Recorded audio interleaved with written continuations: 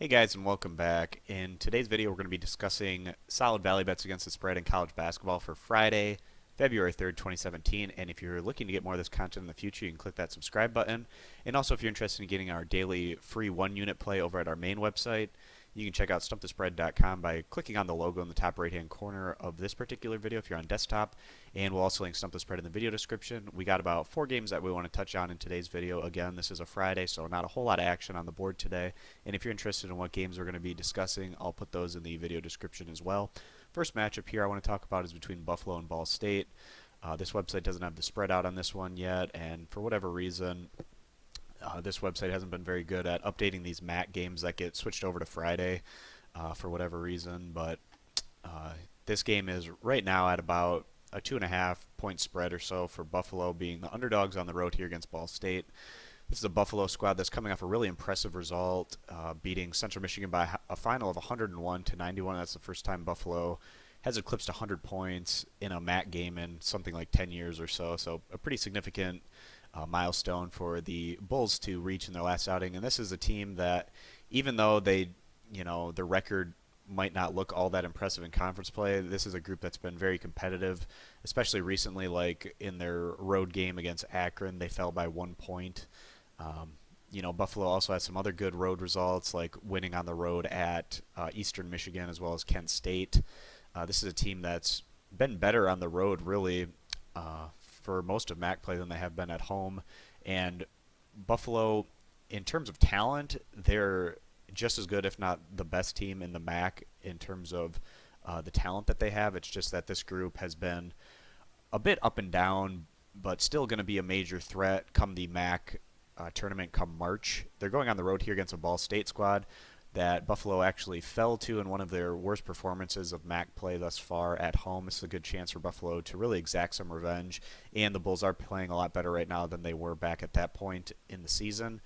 The Ball State Cardinals, a veteran group and a popular pick to win the MAC West this year, but the MAC West isn't as good, especially at the top of their league compared to the MAC East this year. And it's still a very competitive situation over there in the West, and there's probably about 3 or 4 teams that have a legitimate shot at pushing for that MAC West title. So if Buffalo's able to show the kind of offensive production that we saw out of them and just solid decision making that they were really able to make in that matchup against Central Michigan, they'll have a decent shot at pulling off this upset on the road. And also Buffalo has just been performing very well on the road this year in MAC play. So getting the points, we feel like that Buffalo can be very competitive in this matchup and really push Ball State for the win in this one as they try to get that revenge win against the Cardinals.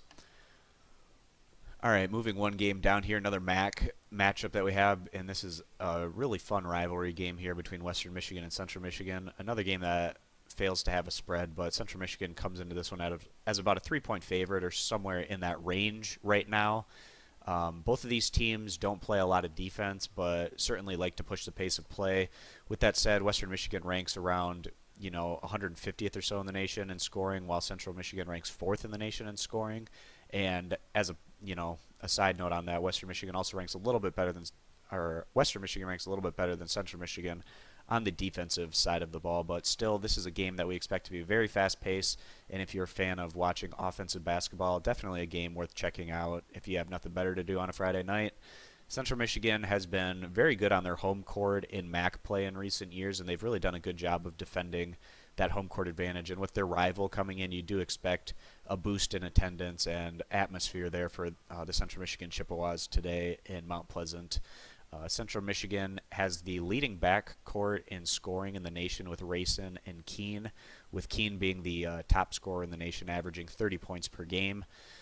Central Michigan has been trending in the right direction as of late, even though they did fall short in their last outing against Buffalo on the road. But coming back home here, we do value this Central Michigan squad a bit more than the Broncos of Western Michigan. And behind their home court advantage, we do like the Chips to get a bounce-back win today going against their rival here. And, Western Michigan, they were able to snap out of their extended losing streak in their last outing. They were down 21 points to Ohio at home, and they somehow rallied and found a way to win that game. But we feel like the magic's going to run out here for the Broncos in this one, as Central Michigan goes on to win and cover the spread. moving on to Rhode Island versus Davidson. The featured matchup in college basketball tonight is going to be this A10 matchup. Both of these teams coming into the year were thought to be pretty solid squads that would have a decent shot at making a run at the NCAA tournament as an at-large squad, especially Rhode Island, who in the preseason was ranked in the top 25, although the Rams weren't able to hold on to that particular ranking for an extended period of time by any means back during the month of November. Rhode Island has been one of the more disappointing teams in the nation this year, even though their record isn't too bad. It's 14-7 overall. This is a team that was expected to do a lot better, and Rhode Island has been living up to their expectations defensively. It's just on the offensive end.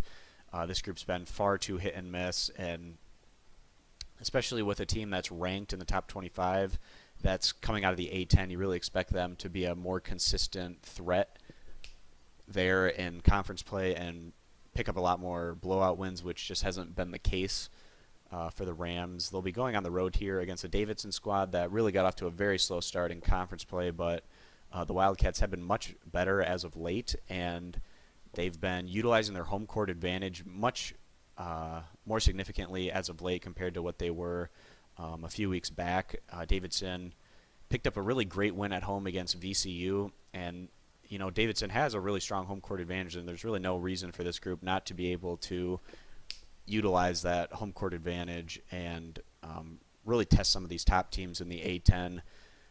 Davidson has slowed things down a bit this year, which is kind of surprising. Their offense doesn't rank nearly as good or as high as we've seen it in recent years, but with that said, their defense has also taken a big step in a positive direction, as well as this group has kind of focused more on playing in the half court than we've seen from them generally in recent years. But behind their home crowd advantage today, Davidson definitely heading in the right direction.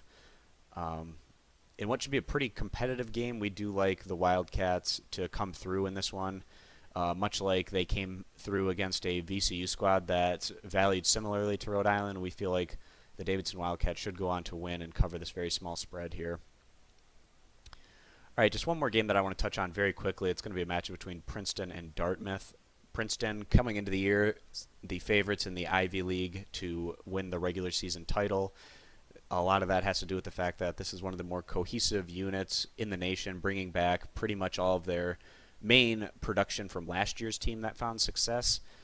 Princeton hasn't been quite as strong as people were expecting this year, and with forward Henry Caruso out, that makes the Princeton Tigers obviously not quite the same threat. They're going on the road here against a Dartmouth squad that's definitely picked up their fair share of defeats this year, although their overall record might be a little bit misleading. Dartmouth has been largely competitive in conference play, but they're going to get tested here today on their home court.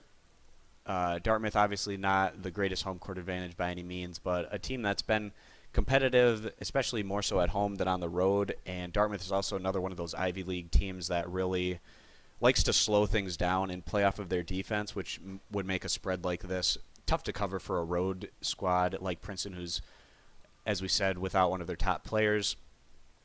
We do feel like the Dartmouth squad here behind their home court getting the 13.5 points is going to be a pretty solid value bet in this particular matchup. And that's pretty much the games that I wanted to touch on in today's video.